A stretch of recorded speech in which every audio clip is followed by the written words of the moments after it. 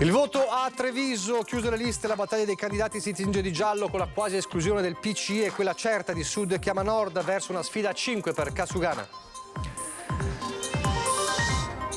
Centrodestra e centrosinistra, il clima sempre più teso. Denardi attacca il vice sindaco uscente tra cittadini e baristi, difficile gestione perché i parenti di De Checchi hanno locali in centro, la replica, frasi di chi è disperato. Non solo Treviso, al voto altri 9 comuni della Marca, 24 i candidati sindaco, Lega e Fratelli d'Italia divisi a Istrana, Arcade e Nervesa. A Refrontolo 2 uomini hanno salvato dall'incendio della sua abitazione un 75enne ferito nel crollo del solaio, un pompiere che non era in servizio.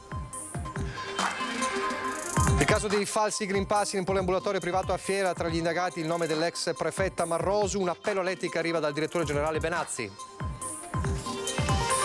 Rispondono a un annuncio su un sito di incontri, ma nell'abitazione dell'appuntamento trovano oltre alla donna un 28enne che li rapina con il coltello, 2 vittime, il bandito arrestato dai carabinieri.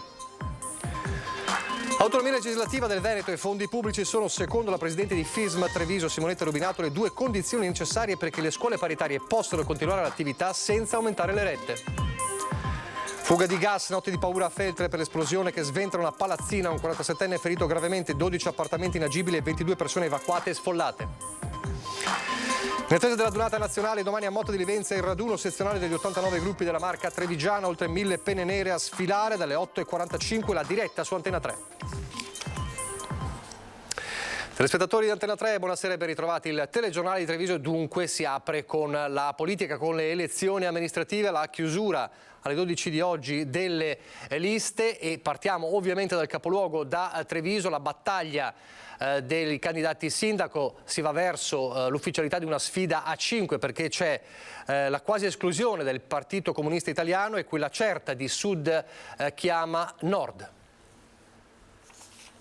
Ore 12 scadono i termini per la presentazione delle liste alle amministrative del 14-15 maggio a Treviso e la sfida si colora subito di giallo perché tra i 6 candidati sindaco fino a ieri in corsa per Casugana potrebbe restare fuori Ugo Moro, il candidato del Partito Comunista Italiano che nel primo pomeriggio con un comunicato stampa ha annunciato di non essere riuscito a presentare in tempo la propria lista. Si attende l'ufficializzazione della commissione elettorale nei prossimi giorni. Così in tarda mattinata parlava lo stesso Moro fuori dal comune. Un po' complicato perché alla fine sono mancate delle firme e quindi ci proviamo, vediamo che succede. Quindi è in bilico al momento?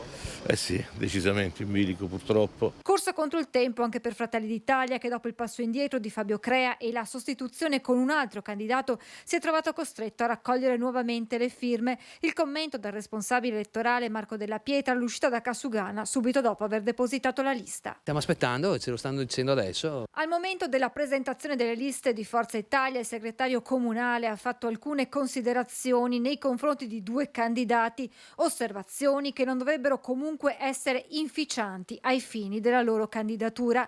Dunque, ad un mese dall'appuntamento con le urne ad appoggiare i 5 candidati sindaci ci sono 14 liste, 426 invece i nomi in corsa per un posto in consiglio comunale. A scontrarsi con il sindaco uscente Mario Conte, appoggiato da Lega, Fratelli d'Italia, lista Mario Conte sindaco e Conte, che riunisce Forza Italia e Coraggio Italia, ci saranno Giorgio Denardi, candidato del centro-sinistra, appoggiato da PD, lista civica Denardi sindaco, Europa Verde, Treviso Civica, Coalizione Civica e Volt.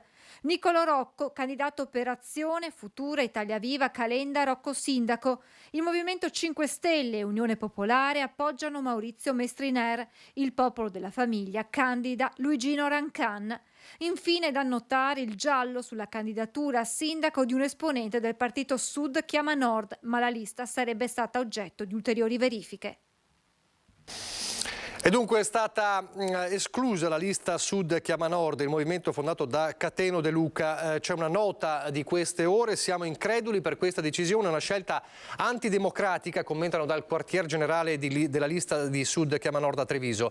Per il comune di Treviso la lista è stata presentata un minuto dopo la scadenza delle 12, mentre i referenti veneti di Sud Chiama Nord continuano a protestare in queste ore affermando che non era stata superata la scadenza per la presentazione delle le ore 12, quindi c'è questo minuto di differenza nella contestazione di Sud chiama Nord, ma invece secondo il Comune di Treviso era ormai in ritardo la presentazione, quindi è stata esclusa.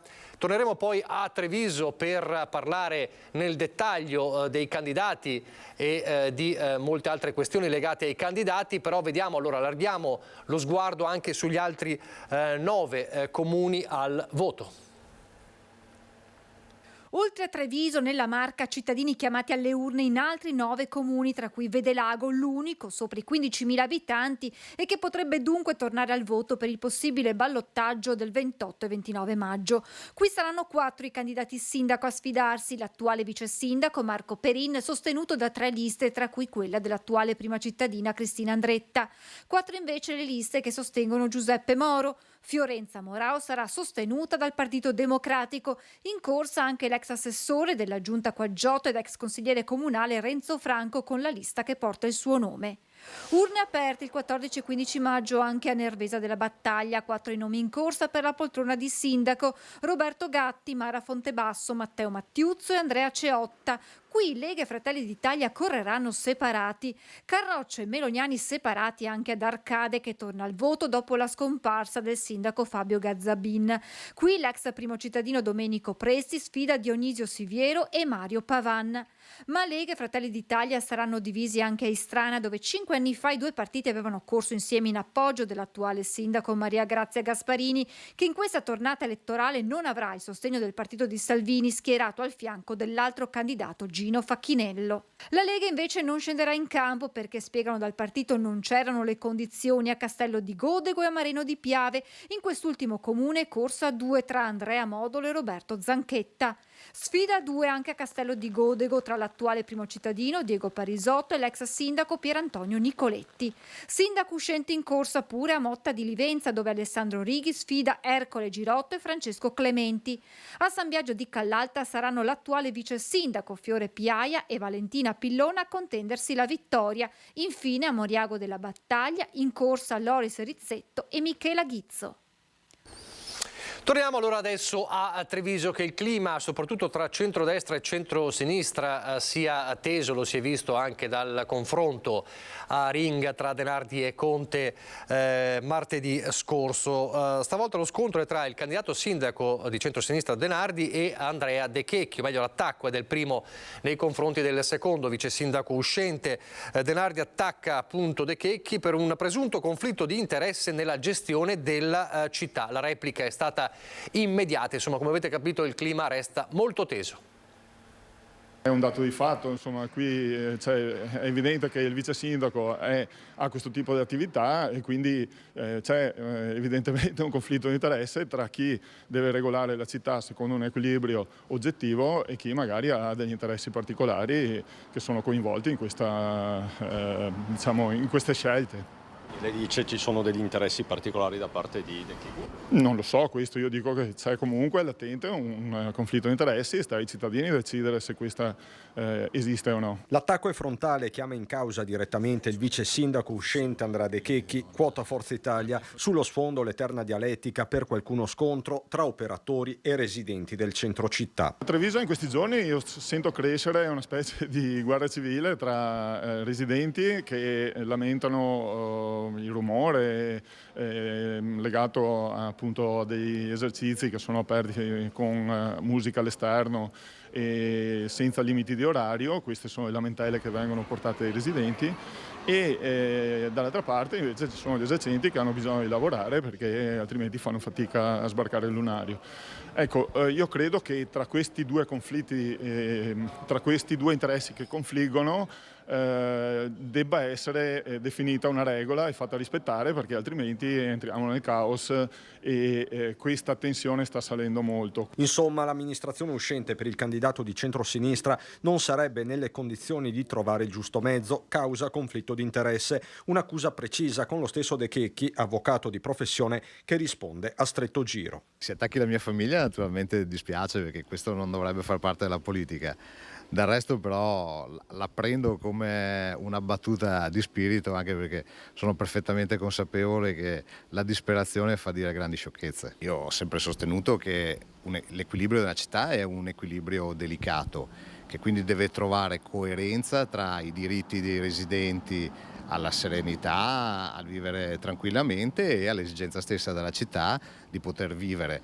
Devo dire quindi che in questi 5 anni quello che ci ha ispirato nella politica è esattamente questo: dare vivibilità alla città e al contempo far sì che questa vivibilità non pregiudichi il diritto alla tranquillità, alla serenità del residente. Sono assolutamente orgoglioso della mia famiglia che dal 49 gestisce dei locali a Treviso, orgogliosamente figlio di Osti.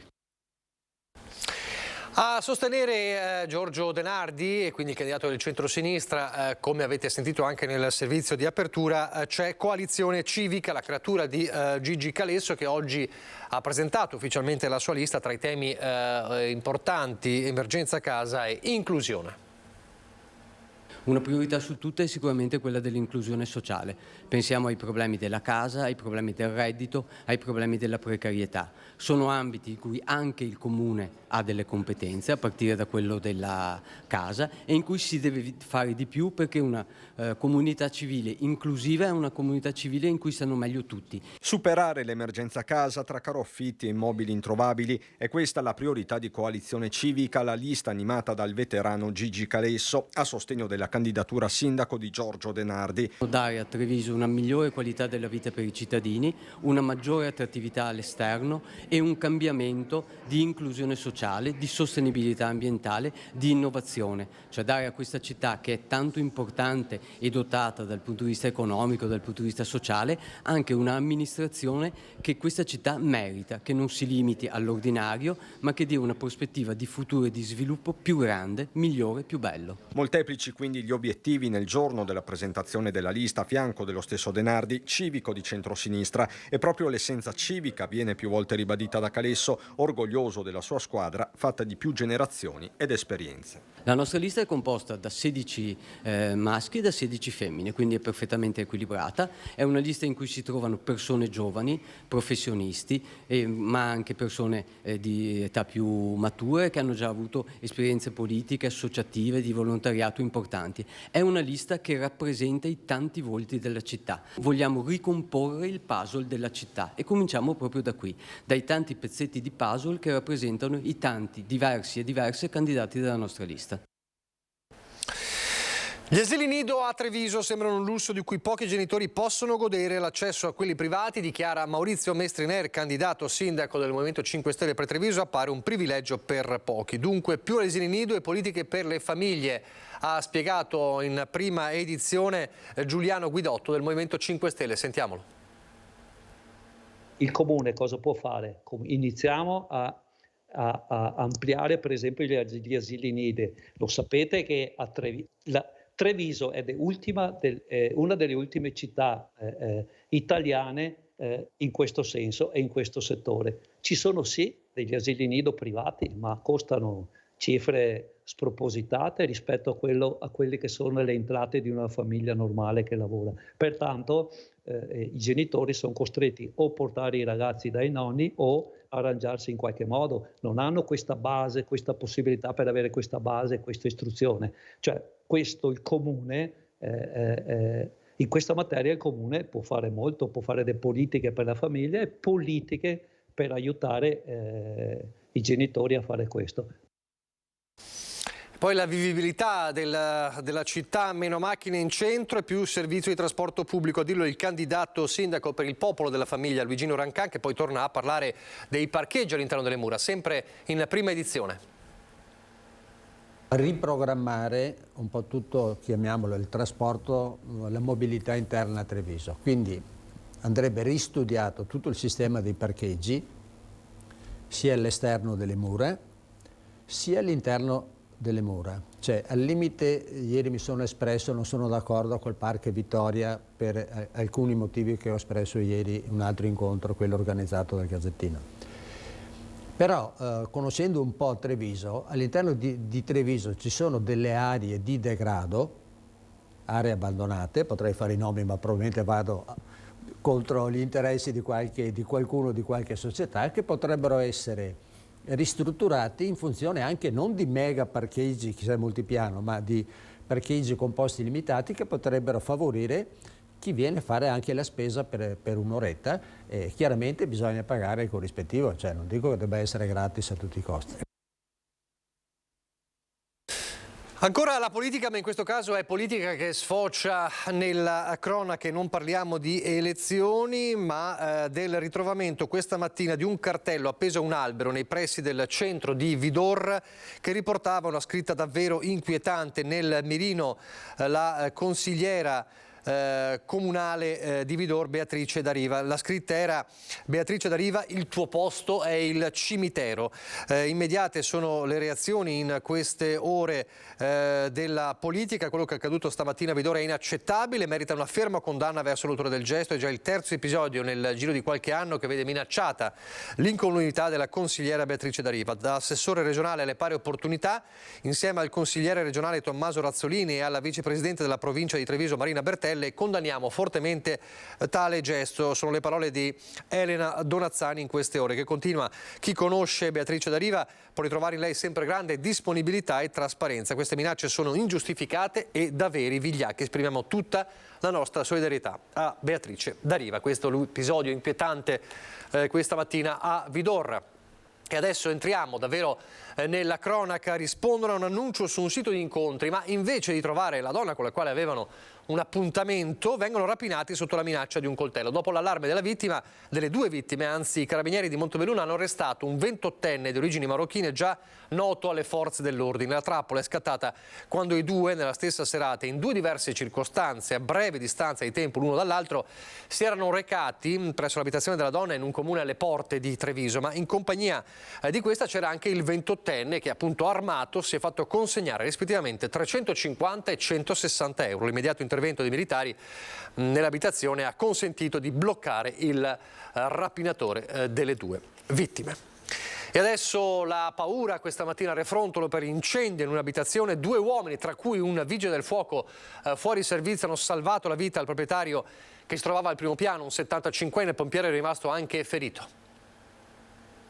Ho fatto quello che qualsiasi vigile del fuoco avrebbe fatto, continua a dire Vittorino Liessi, il pompiere professionista che ha salvato la vita del 75enne Francesco Taffarel. Sono da poco passate le 7 del mattino in via Colvendrame a Refrontolo, quando un uomo del posto che si sta recando al lavoro, Loris Zanet, nota il fumo provenire dall'abitazione dell'anziano. È lui ad attirare l'attenzione di Liessi, caposquadra dei vigili del fuoco conegliano, che sta sopraggiungendo a bordo della sua auto e si trova in quel momento fuori servizio. L'intervento è immediato, i 2 uomini si avvicinano alla casa del 75enne, il fumo esce dalla finestra del primo piano. Per raggiungerla, Liessi e Zanet recuperano dei tavolini dal cortile. Liessi ci sale sopra e raggiunge la finestra, il balcone è aperto e si sentono dei lamenti. Dopo aver controllato la temperatura dell'appartamento con un braccio, il vigile del fuoco decide di entrare. La coltre è pesante, l'aria irrespirabile. Nonostante questo, Liessi riesce a raggiungere un altro balcone e aprirlo. È a questo punto che il solaio crolla e il vigile del fuoco 50enne cade per alcuni metri nella cucina del piano terra, riporta delle scoriazioni e delle ustioni sul capo. Zanet lo soccorre con un asciugamano bagnato e Liessi ritorna al primo piano da Taffarel. Nel frattempo arrivano gli operatori da Conegliano, vigili del fuoco e SUEM. La dinamica viene confermata anche dal sindaco di Refrontolo, Mauro Canal. Mi diceva che appunto quando lui è saltato dentro il solaio evidentemente ormai forse consumato, parzialmente consumato dal fuoco, ha ceduto e lui si è ritrovato al piano terra. Fortunatamente non si è fatto non ha subito particolari danni ed è riuscito comunque ad aprire a Loris e poi anche a salire sopra. Si è un po' attrezzato alla meglio, nel senso con un asciugamano bagnato è riuscito a salire, a aprire queste finestre e a salvare Francesco. Sia il 75enne che il suo soccorritore vengono portati al pronto soccorso. L'anziano è fuori pericolo ma ha riportato ustioni sulle gambe. Iessi verrà dimesso poche ore dopo con una prognosi di 6 giorni. Ho agito da pompiere, da persona formata, dice gentilmente, senza voler apparire. Insomma, i rischi erano calcolati. Certo è che se non fosse stato per lui e Zanet, le cose sarebbero andate diversamente. Vanno ringraziate queste due persone perché, insomma, ripeto, oggi saremmo qui a parlare di tutt'altro se non fossero intervenuti loro, per cui non ho avuto il tempo materiale neanche di pensare chissà cosa, però sicuramente qualcosa, qualche riconoscimento è giusto sia fatto ed è meritevole per loro. A causare le fiamme sarebbe stato il surriscaldamento di una termocoperta. Il 75enne resta sotto osservazione.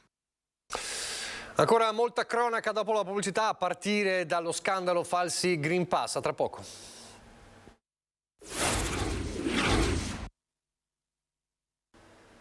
Rieccoci in studio in diretta, ripartiamo dunque dalla cronaca con l'inchiesta sui falsi Green Pass al centro medico privato di Fiera. Tra gli indagati, come sapete, anche il nome dell'ex prefetta di Treviso Marrosu. Un richiamo all'etica arriva dal direttore generale dell'ULSS 2, Francesco Benazzi. Il nome più altisonante è certamente quello dell'ex prefetta di Treviso Maria Augusta Marrosu. Ci sarebbe anche lei tra i 65 indagati per la vicenda dei falsi Green Pass emessi dal Poliambulatorio Salute e Cultura di Fiera, un vero e proprio caso con la mobilitazione tra gli altri dei RIS di Parma, chiamati a effettuare un'analisi genotipica dei test, falsi certificati per attestare la positività al Covid e poi l'avvenuta negativizzazione, e questo al fine di ottenere la carta verde ed evitare la vaccinazione anti-Covid. L'impianto accusatorio ruoterebbe attorno a 5 soggetti, tra questi la direttrice della sede, una biologa, un'infermiera e 2 congiunti. Gli altri sarebbero tutti utenti consapevoli del meccanismo, nel quale un solo tampone positivo veniva utilizzato almeno per una decina di persone. L'ipotesi di reato per tutti è il falso ideologico. Lo stesso test effettuato sulla Marrosu il 1 febbraio 2022 sarebbe stato associato a profili anche maschili. Il Covid ce l'ho avuto per davvero, i tamponi erano in regola, ha detto l'ex prefetta. Nella lista, accanto a operai, camerieri, giornalisti, imprenditori, ex appartenenti alle forze dell'ordine, sia trevigiani che provenienti da fuori regione. La struttura è privata, ma è anche il numero 1 della sanità pubblica trevigiana, il direttore generale dell'ULSS 2, a sperare che si faccia chiarezza. Chiedo che i colleghi sostanzialmente rispettino queste regole etiche, anche perché uno si laurea in medicina, si laurea in infermieristica, si laurea in ospedalità, quello che è, deve ovviamente rispondere poi a delle scelte deontologiche. Se non lo fanno, gli ordini hanno la competenza per poter sospendere, diffidare, eccetera. Credo che questa sia la strada, cioè se no uno che non fa questo mestiere ne fa altri. Quindi lei si augura ovviamente che si faccia piena luce anche proprio per tutelare il buon nome della maggior parte dei sanitari. Sì, credo di sanitari e anche del centro stesso, che credo non abbia nessun interesse ad avere una pubblicità di questo tipo. Un'altra inchiesta è quella degli attivisti del clima di Ultima Generazione indagati per associazione a delinquere. In 12 rischiano il processo a Padova per interruzione di traffico e imbrattamento. Ci sono anche dei trevigiani. Sono iniziate 3 anni fa le indagini della Digos di Padova che hanno portato alla denuncia di 12 attivisti di Ultima Generazione, il movimento ambientalista noto per azioni eclatanti come l'imbrattamento di opere d'arte e blocchi del traffico. Gli attivisti ora rischiano il processo davanti al Tribunale di Padova per associazione a delinquere finalizzata a una serie di reati come l'interruzione di pubblico servizio, manifestazione senza obbligo di preavviso e il deturpamento di beni culturali.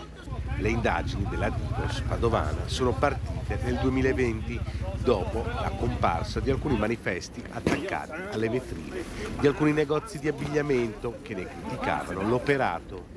I volantini erano a firma di un collettivo ambientalista, Extinction Rebellion. I poliziotti sono risaliti all'autore e hanno cominciato a monitorarne i movimenti, scoprendo poi che anche a Padova si era creato un gruppo di Ultima Generazione e che le riunioni avvenivano in un parco pubblico cittadino. Nel settembre del 2022 le indagini avevano impedito che 2 attivisti di Ultima Generazione imbrattassero la sede regionale della Lega a Noventa Padovana durante la campagna elettorale. Alla fine gli indagati sono 12 e arrivano da tutto il Veneto. Per lo più sono giovanissimi, Oltre ai 3 padovani ci sono 3 trevigiani di Follina, Carbonera e Mogliano, un veneziano, un vicentino, un veronese e un bellunese. In queste ore la nota di Ultima Generazione nella pagina Facebook, la protesta ovviamente per l'indagine, continua la repressione, scrive Ultima Generazione, comuni cittadini che hanno messo in atto delle giuste proteste per un'emergenza che non si può più negare sono stati denunciati per associazione a delinquere, dei cittadini non violenti trattati come se fossero dei mafiosi, così scrive Ultima Generazione su Facebook. A proposito di Facebook, una denuncia, torniamo nella Marca Conegliano, una denuncia dell'ex sindaco di Conegliano Floriano Zambon per l'avvelenamento di Pesca, una miccia che da tempo era accudita proprio da Zambone, che è stata avvelenata appunto da ignoti. Il fatto è stato denunciato al commissariato di Conegliano dallo stesso Zambon. Ciao Pesca, dolcissima micetta, ha scritto l'ex sindaco sul suo profilo Facebook, vittima di una mano immonda che ti ha ucciso avvelenandoti. Ho deciso di sporgere denuncia in commissariato perché spero che le forze dell'ordine, pur impegnate in altre importanti operazioni, possano individuare lo spregevole individuo che opera in zona San Pierin Scomigo. Ritengo, continua Zambon, che il livello di civiltà di una comunità si misuri anche dal rispetto che si ha per gli animali. Fatti come questo dimostrano che a Conegliano c'è ancora tanta strada da fare. Autonomia adesso, sono passati i 2000 giorni, siamo a 2000 giorni dal referendum di autonomia. Ha parlato oggi anche la presidente di FISM Treviso parlando di scuole paritarie. Sentite. Ma fino ad oggi vedo molte resistenze e al momento vedo soltanto, ma questo lo dicono anche gli studiosi, la prospettiva di un mero decentramento amministrativo che per carità può sempre essere utile in un paese complicato come l'Italia, ma l'autonomia legislativa di cui sto parlando io, soprattutto per il segmento 0-6 anni dell'infanzia, è uno scalino decisamente più su di quello che si sta cucinando in questo momento a Roma. La speranza è l'ultima a morire, sostiene Simonetta Rubinato, ma a 2000 giorni dal referendum per l'autonomia del Veneto, la riforma è ancora ad un livello procedurale e soprattutto lontana da quell'autonomia legislativa di cui avrebbe bisogno la Regione. Avvocato civilista, 2 mandati da sindaco di Roncade, senatrice con l'Ulivo e deputata col Partito Democratico, Rubinato è oggi presidente provinciale della FISM di Treviso, la Federazione Italiana Scuole Materne, un settore che necessiterebbe dell'autonomia. In Veneto il 64% dei bambini frequenta la scuola dell'infanzia paritaria, nelle Marche il 13%. Non possiamo vestire con la stessa taglia 2 realtà così diverse. Quindi abbiamo bisogno non solo di un aumento delle risorse adeguato, che oggi non è, per garantire parità alle famiglie che accedono alle nostre scuole, ma abbiamo anche bisogno di un diverso vestito normativo.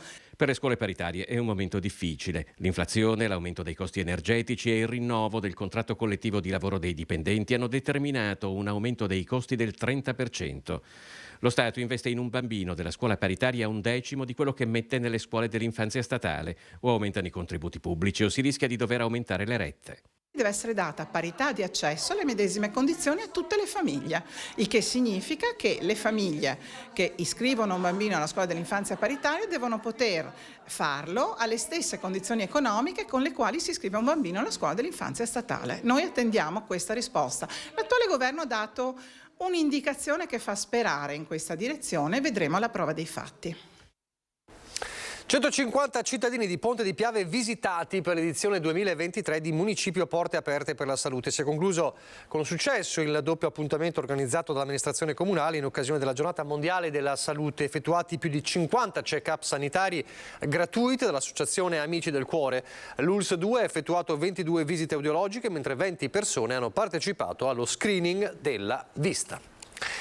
Prima di passare a Belluno, un appuntamento con la nostra programmazione molto importante, perché c'è un appuntamento da non perdere. Domani mattina su Antenna 3 per la diretta della Dunata sezionale degli Alpini Trevigiani a Motta di Livenza.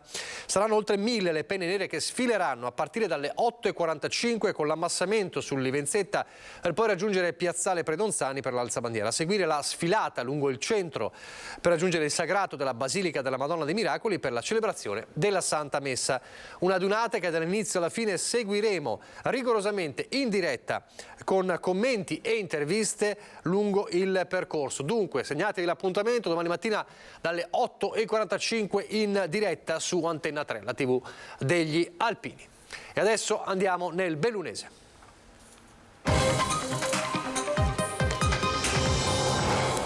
E c'è la cronaca di una notte di paura a Feltre, la fuga di gas e poi l'esplosione che ha sventrato una palazzina, una strage sfiorata. Un 47enne ferito e 22 persone evacuate e sfollate.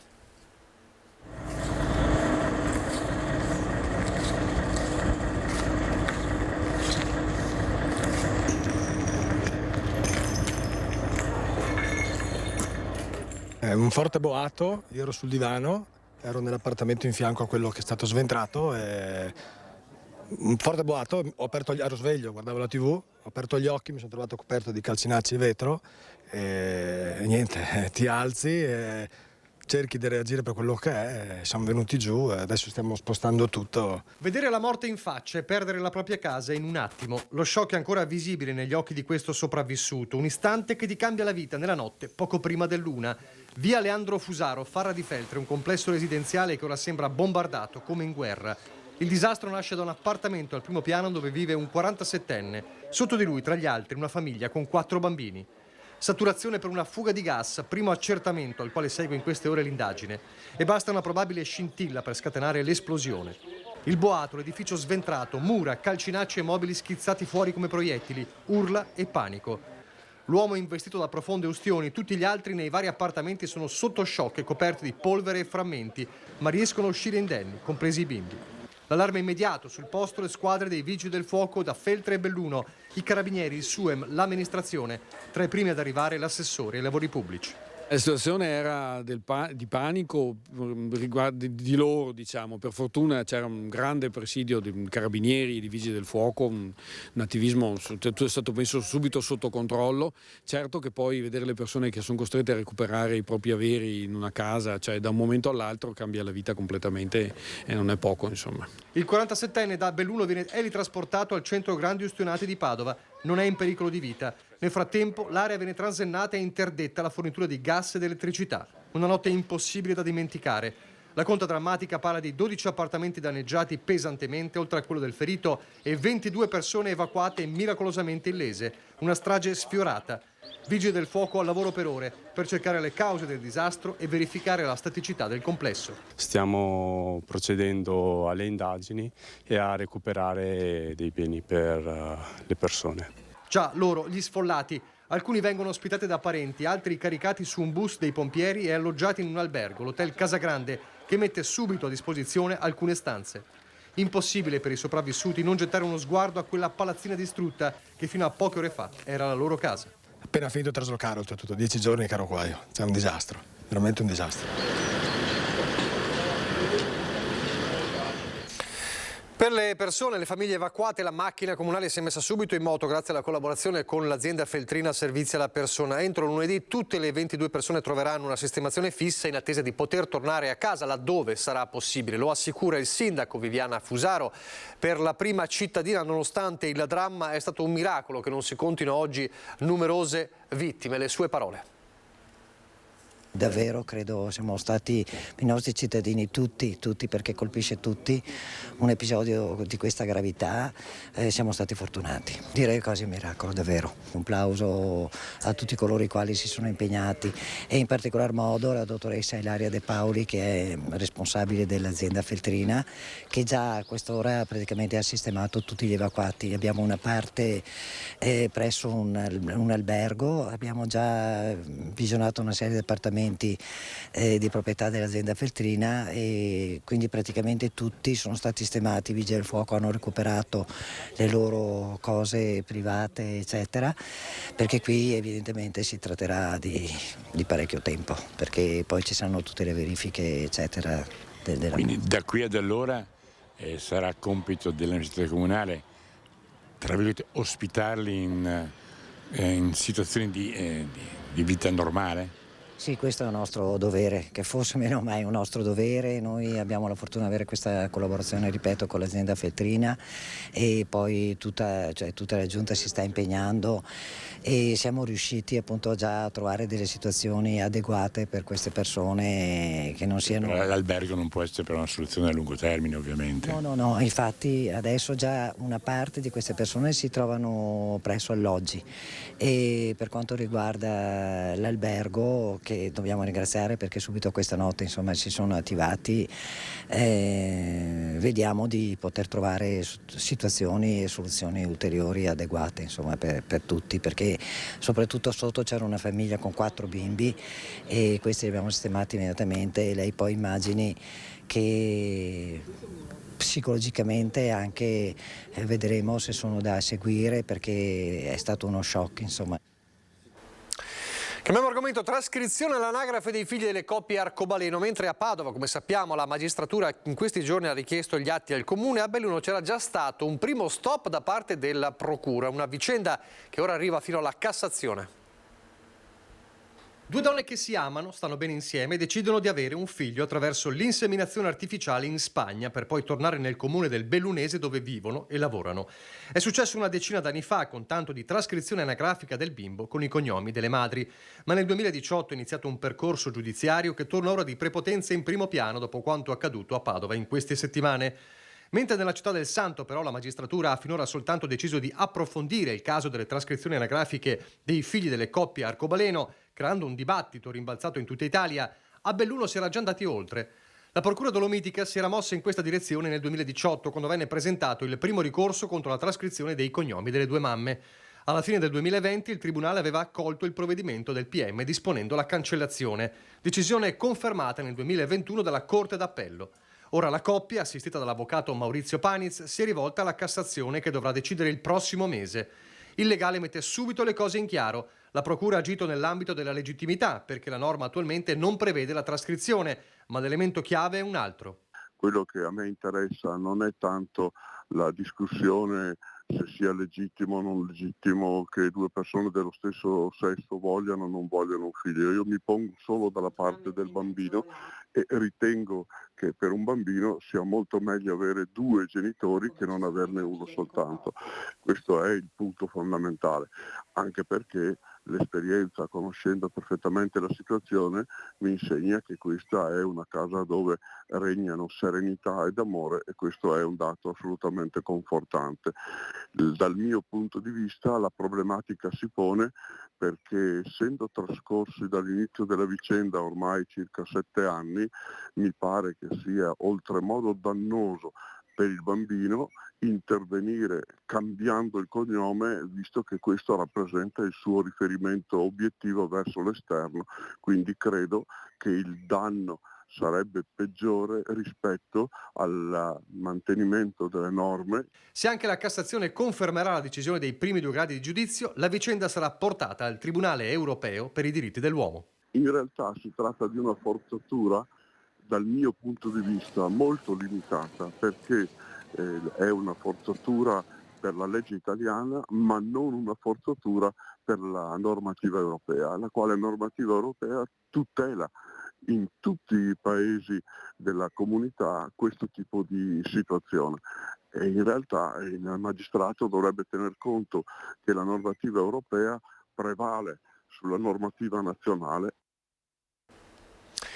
E adesso la visita del ministro della Protezione Civile Nello Musumeci in provincia di Belluno, tanti gli appuntamenti, quelli più toccanti, più intensi nei luoghi legati alla tragedia del Vajont.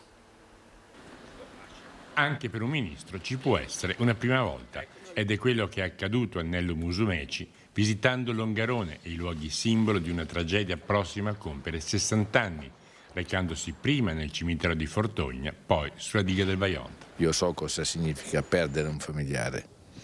Non riesco a immaginare quello che migliaia e migliaia di persone abbiano vissuto quella notte. Il senso di impotenza delle istituzioni. Allora il soccorso non era collegiale, non c'era un impianto sistemico come quello di cui disponiamo oggi. Si interveniva con grande buona volontà, il lavoro che hanno fatto i vigili del fuoco già allora è stato straordinario e già allora il volontariato si manifestava, seppur disorganizzato. Fu su quella tragedia che dopo 18 anni nacque la protezione civile con il ministro Zamberletti. E poi la diga, sempre intatta, sempre come allora, con alle spalle la montagna franata. Immagini che colpiscono chi non le aveva mai viste, e Musumeci ascoltando le spiegazioni del presidente della provincia di Belluno, dell'assessore regionale alla protezione civile, del sindaco di Erto, non ha fatto eccezione. È una tempesta di emozioni, naturalmente. Da un lato l'orgoglio di una ingegneria italiana che progetta un'opera ardita, fra le più significative in quel momento nel contesto europeo, e al tempo stesso il ricordo di quelle migliaia di persone innocenti per una valutazione forse errata. E comunque io sono convinto, resto convinto che questi luoghi vanno visitati al di là della spinta emotiva che determinano, perché servono a convincerci della necessità della prevenzione strutturale. Adesso le elezioni amministrative, la chiusura delle liste per i 4 comuni che andranno al voto: Canale d'Agordo, Cencenighe, Pieve di Cadore e Sospirolo.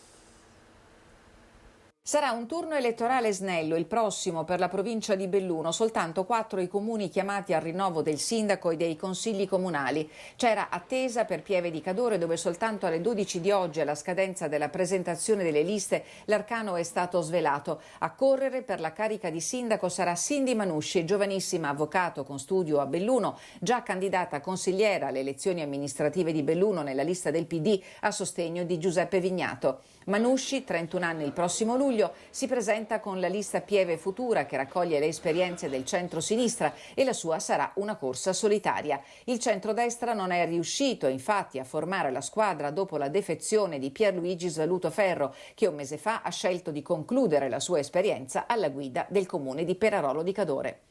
Candidati unici anche per gli altri comuni al voto. A Canale d'Agordo ci proverà il vice sindaco uscente Massimo Murer. Anche in questo caso la minoranza uscente, rappresentata da Fiocco De Ventura, ha scelto di non ripresentarsi. A Cencenighe il candidato è il sindaco uscente Mauro Soppelsa, che correrà con la medesima squadra. A Sospirolo ha deciso a ritentare il bis anche l'attuale primo cittadino Mario De Bon, sostenuto dalla lista Progetto Sospirolo. La novità di questa tornata sarà il quorum al 40%, dopo l'abbassamento della soglia di 10 punti approvata al Senato lo scorso 1 marzo.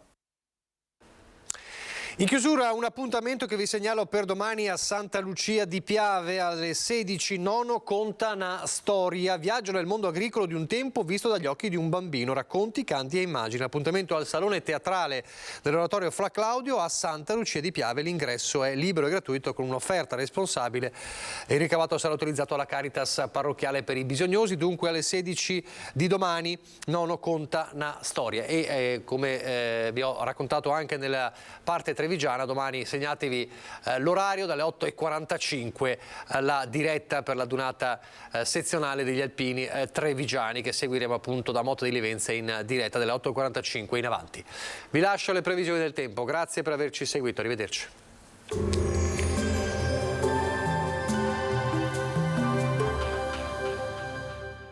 Entra nel mondo Lolato. Da oltre 40 anni un team di professionisti per migliorare la qualità della tua vita. Centro del piede con servizi di podologia, laboratorio per la produzione di plantari e calzature su misura. Benvenuti al meteo. Pressione atmosferica in moderato aumento. Sarà una domenica 16 aprile con tempo tutto sommato buono. Vediamo insieme il dettaglio.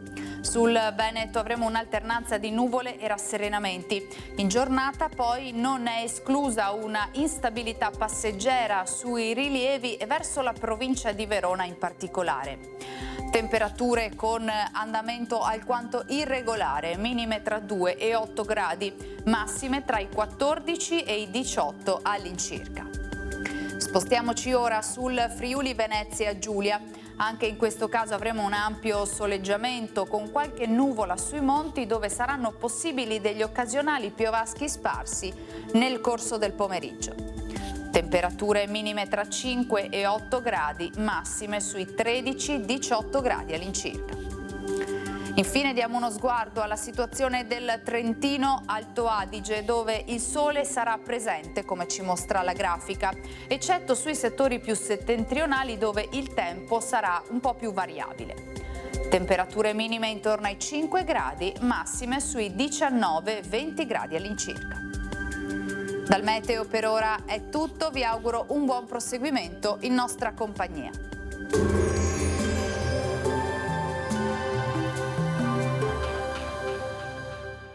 Busti, tutori e protesi di arto personalizzati. Ortopedia e sanitaria Lolato, a Treviso e Montebelluna. Lolato, soluzioni per star bene.